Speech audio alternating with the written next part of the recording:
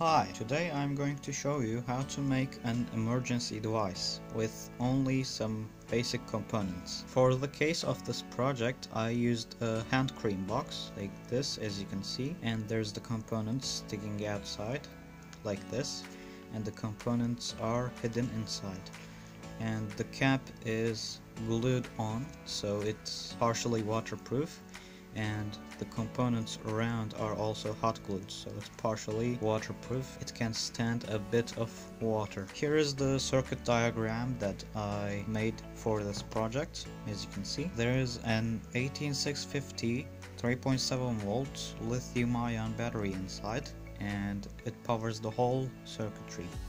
There's a power bank circuit for charging and discharging the battery via a USB port. There is a light like this and a buzzer. Both of them are controlled by a switch.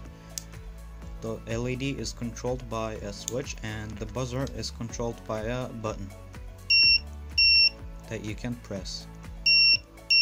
The buzzer would be handy in emergencies, and you can press the button like this and make the buzzer beep. There is also a power bank circuitry, like in the circuit diagram, that both charges the battery and also charges your smartphone.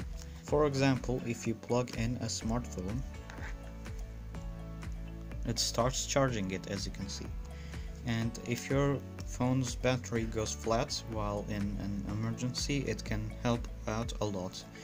It charges most smartphones' battery to about 50% charge, because the 18650 battery that I used in this project is only 2000 milliamp hours, but it can give some charge to your smartphone to call for an emergency. You can get the 18650 lithium ion battery from a broken laptop battery. I'm going to make a video about broken lithium ion laptop batteries and how to save the batteries inside of them.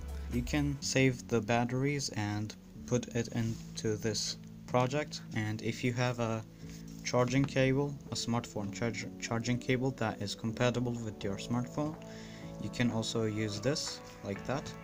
It has to be USB to your smartphone's plug. In this case it's micro USB, and you can buy the buzzers and the light and the switches and the buttons, and also one resistor for the light for pretty cheap. And there is a compass on the top so you can find your way. It's hot glued so it can be water resistant, and it's a nice little emergency device. You can pause the video for a while to look at the circuit diagram. This is Arduino Atölyem, and if you find my videos helpful, please give a like to the video and consider subscribing to my channel. Thanks for watching, and see you on the next video.